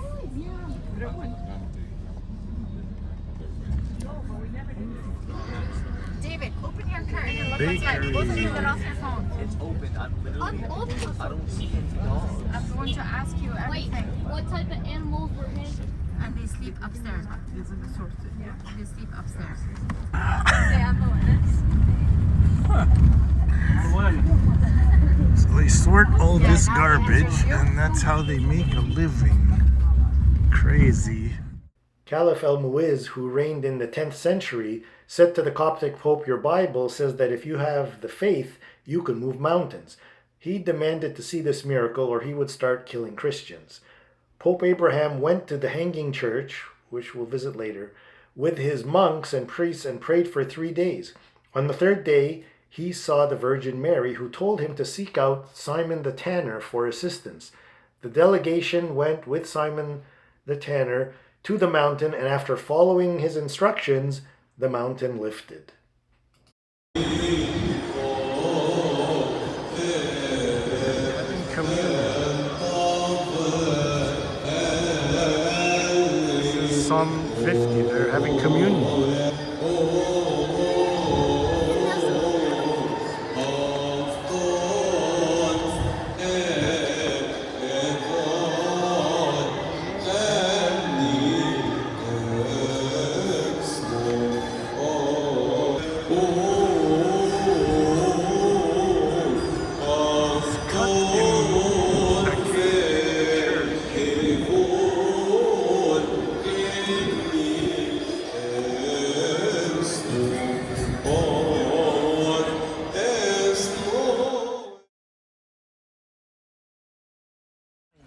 which is 300 AD. That's the time where the Roman used to stay and protect himself inside that fortress. So there was here a big wall. In between that big wall and the building, there was hot oil or hot water here. So anybody wanna attack them is gonna fell down in that hot oil, and of course you are gonna be secured in that fortress. After the destroying or after the destruction of that fortress, the Christians came here and they decided to build a church in between the two towers of the back area of that fortress. So by mistake, they call it the hanging church because they used to hang the sands inside that church. And this is nonsense, it's wrong information. Why they call it the hanging church? Because the building itself, it hanged up in between the two towers of the fortress. So the building not on the ground, it hanged up in between the towers. What we have under the building, under the church, there was a branch of the river Nile. That branch is dried, not anymore here. So the building itself is higher, 9 meters than the ground. From here came the name of the hanging church. But the story of the killing the sands, that's true, but not hanging them. You are gonna see the bottom part of the block, which is out of cedar wood. So that's the unique design which we are gonna see inside. Hanging church You are gonna designed like follow a me boat. inside. Called the Hanging Church. Built beside Roman fortress up, so it looks like it's hanging. This is the entrance that's modernized. You can see the pillars. These are Corinthian style pillars.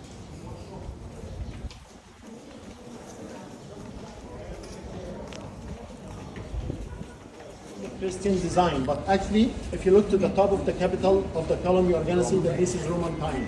Inside, the Roman columns, which you are gonna see also inside, supporting the body of the church, all came from Roman temples. So that's the original one since 400.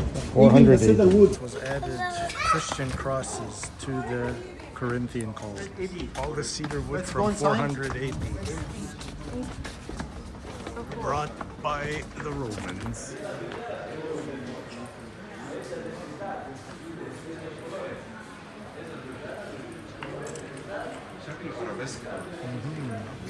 Upside down boat. We are using the cedar wood at the top, and we are using stones to the right and left hand side of the building.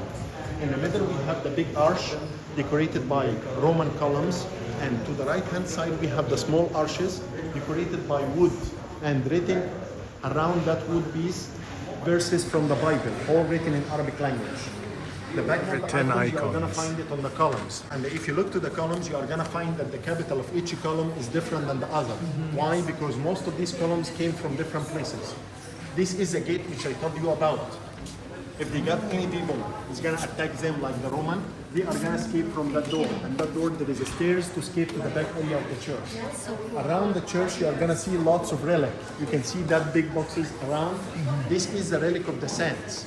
So the Roman used to procure the sand and used to cut their bodies into pieces. So this is the remaining of their bodies around the church. In the middle, 10 columns, all out of alabaster. All of them represented in white colors. One of them represented in black color, the back one. So the 12 columns refers to the disciples of Jesus. The bad one, Judas, it's the black column one. You got it? Yes. So this is the original one since we have the time of the church. Everything inside is original, as you can see. When we get inside the door, you are going to find a piece of glass on the ground. If you look down, you are going to see how high is the building from the ground. 9 meters higher than the ground. From here, we call it the hanging church. That icon there is the oldest, which we have it since 600. And this represented Virgin Mary and Jesus when he was a baby, when he was young. So this is the oldest one, we have it inside the church. The church from This is the oldest icon in the hanging church of Saint Mary and baby Jesus.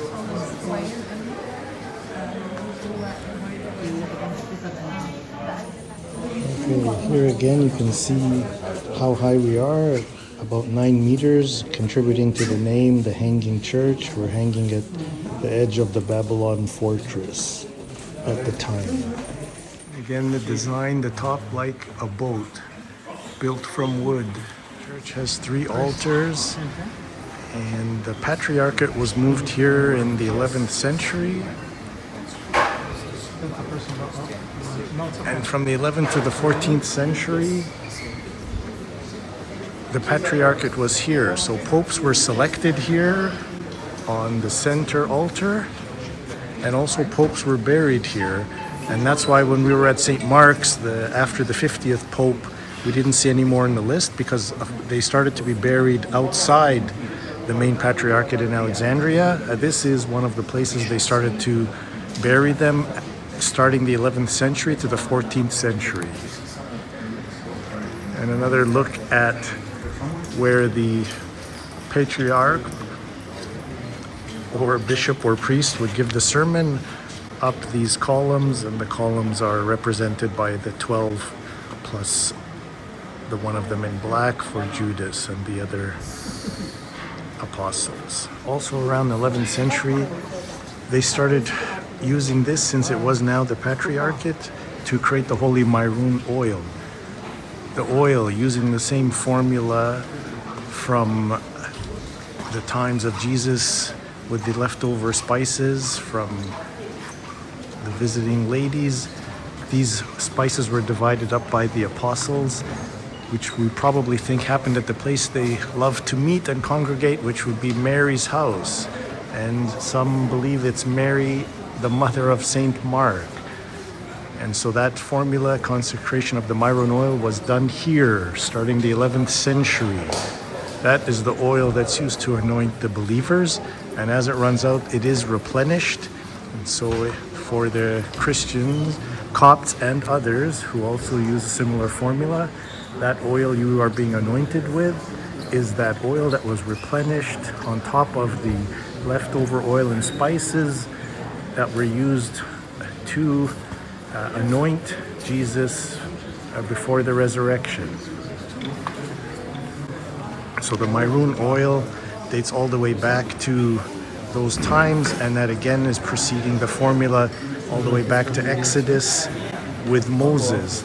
The same formula that Moses provided to say this is the formula needed to make the holy oil for anointing the priests. So as of 2024, that Myroon oil by the Coptic Church has been replenished 41 times. 4 times alone by Pope Tawadros II, the current Pope and Patriarch of the See of St. Mark. Here's the Myroon formula from the Coptic Orthodox Church. Note Coction 3, item 3, and Coction 4, item 7. Frankincense and myrrh.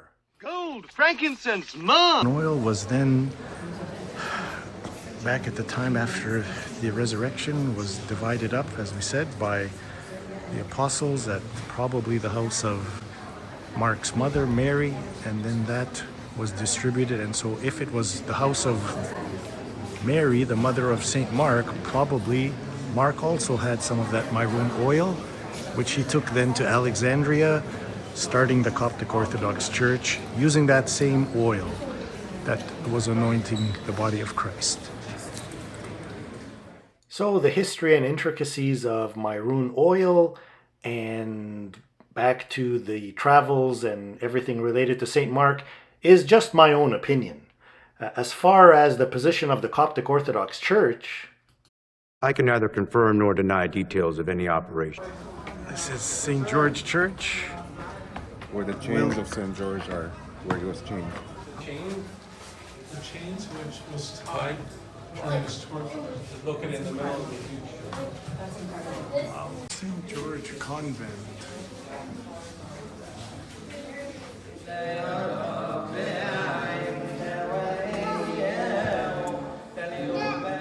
Here's the Coptic icon of St. George. He was martyred for not giving up his Christian faith. Many countries and religions have adopted the legend of St. George slaying the dragon. Here's a more common depiction. Martyred around 303 AD, in the Middle Ages, the red cross on white background became known as the Cross of St. George and was also adopted by many countries. Around the 14th century, England adopted St. George's cross as its national flag. St. George is the patron saint of a few countries, including England. So the English flag, The patron saint of England are all tied to St. George of Cappadocia, martyred around 303 AD. So this is the Church of St. Sergius and St. Bacchus. They were both in the Roman army. And being in the army at one point, the Emperor Maximian asked them to worship their pagan god. They refused, and that is as they were Christian, and that's when they were martyred. And we know that Sarga and Bacchus were in the Roman army, as in St. Catherine's Monastery, there's an icon of them wearing rings that indicate that they were in the Roman army. Of course, the Patriarchate was also moved here in 681 AD, and that meant the selection of popes happened here in this church. That's where the pope selection would have occurred in again, the area where the priest or bishop would go to give the sermon. The reason this church was built here is that the Holy Family rested here for a while, and so on this site, this holy site, the Christians then built a church.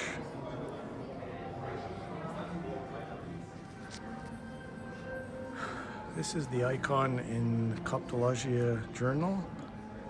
You will see this exact icon in that journal of the Holy Family coming to Egypt. Let's go down to the cavern.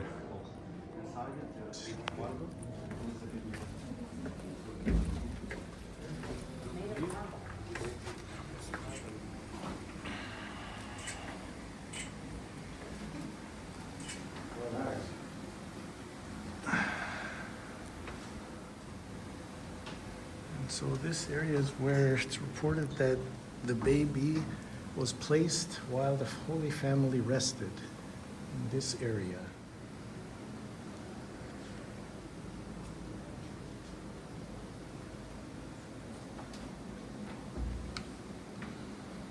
This is the patron saint of this church, Barbara.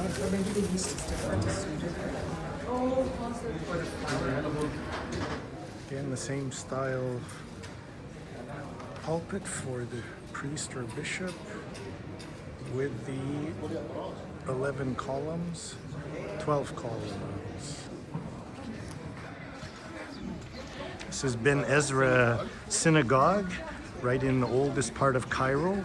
It's reported that the Nile came to this area, and this is where Moses was plucked from the river.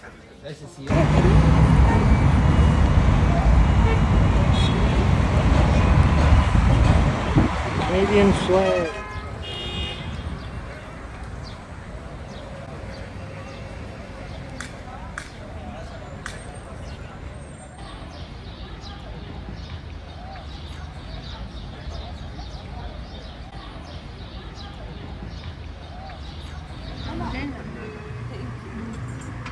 Boy, that is a large shank of lamb.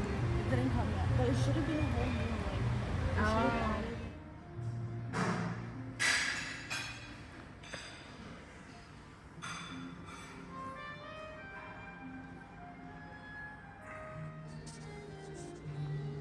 And our crepe.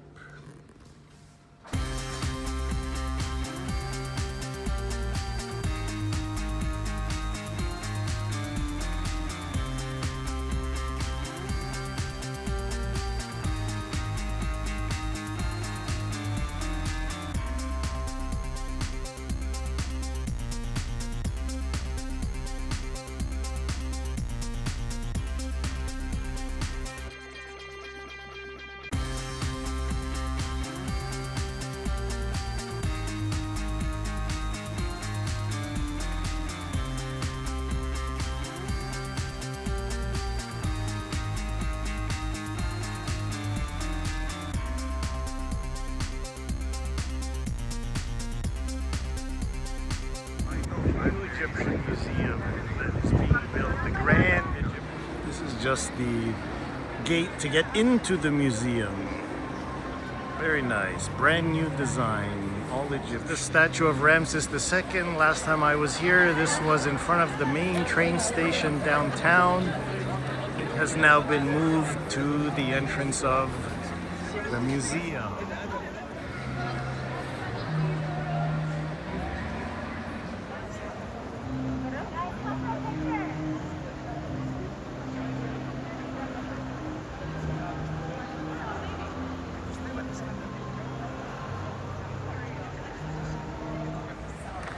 These are from Luxor, Thebes, 36 obelisks around the world, Concord Square in France, Washington DC, 36. Ramses II depicting himself equal to the gods in this statue. Putting himself beside a god in the statue. The new museum is now this close to the pyramids. So eventually you'll be able to go to the museum and the pyramids all together because they're going to build a high-speed rail transport between. Sorry, she was the mother of King Cheops, who built the biggest so inside pyramid. her pyramid, we found the funeral bed, which is out of wood. That yellow color. This bed and that, all inside the room with the sarcophagus. This is how they carried her around. No snakes.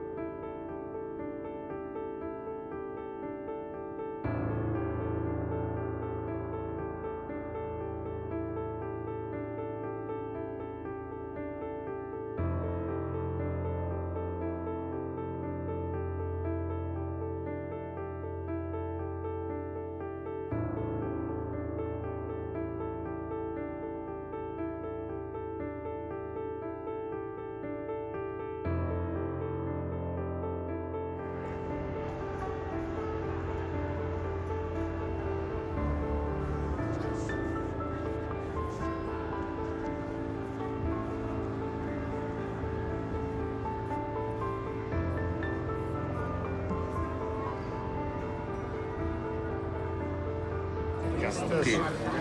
10 pounds for one each. Good donut. Egyptian bank.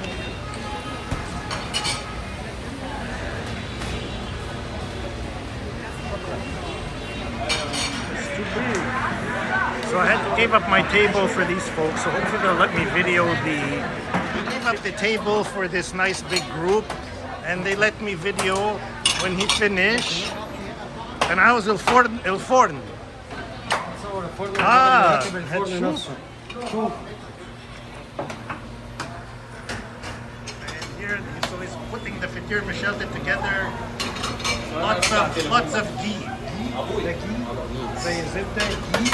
بالإنجليزي ghee. بالعربي إيه؟ سمنة. Okay.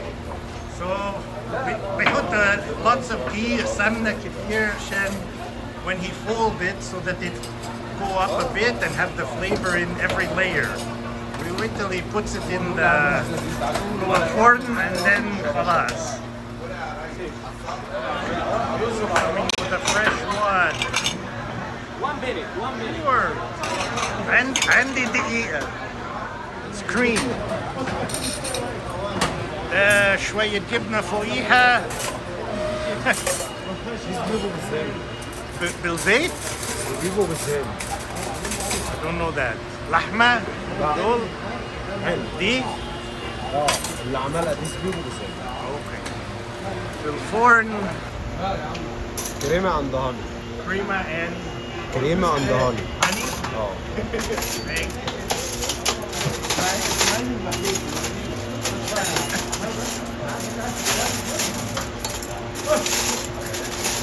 كم دقيقة في الفرن؟ 5 دقيقة؟ النهارده على طول. خلاص؟ About 5 minutes in the oven. Oh boy, here we go. With eggs and looks like peppers, green pepper, big eggs. ايه ده فيها؟ بسطرمة or لحمة؟ مين؟ زيز مين؟ بسطرمة؟ هو بيصور.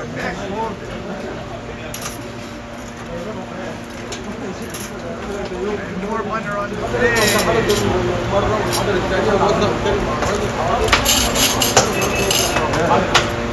يحكي عملت اوعى تشوفي كيف بعد كده تجيبوا مش عارف انا ايه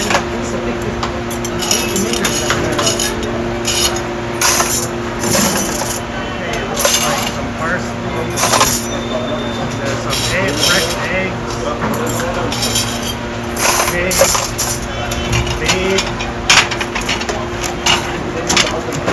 nice, peppers, green peppers,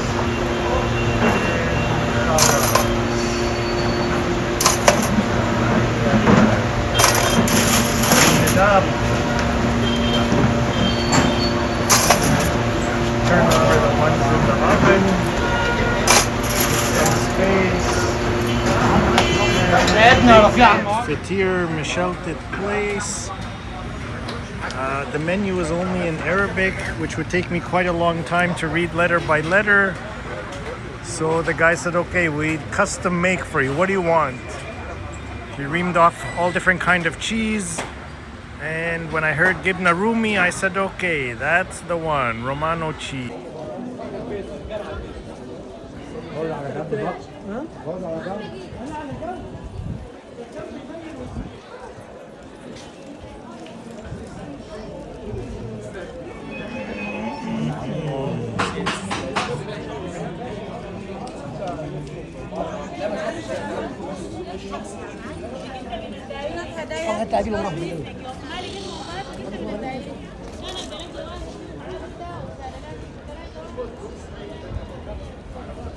We're done with Khan al-Khalili. This does not look like it's legal. It's gonna make a left here.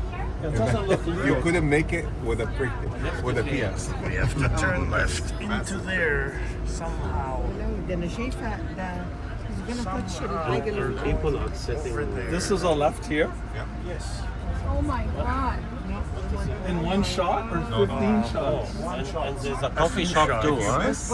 They are moving their chairs. Look behind, look there. You're gonna go by the fatir place I went to. Wow. Wow. Not in a million years. Who wants to try? And the people are just sitting and having. Yeah, last time they had to move these tables.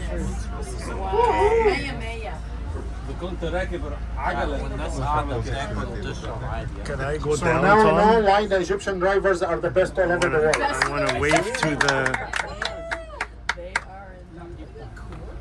I would not sit in that. There's no way I'm sitting that. Kelt Hina. So 10 minutes ago. And we're back at the pancake house, the fatir place. This is only in and out for the big buses. And we got out. Say bye to my friends. Here. Oh, If it's not allowed, we make it allowed. Yeah, I know. Because you have king size. Yes, that's why I asked. Okay, we made it through. I see the Milano we have. Oh my goodness. Whoa. It's a lot of. Yeah. Whoa. Oh my goodness. Oh my goodness. Okay, we need a... Thank you very much.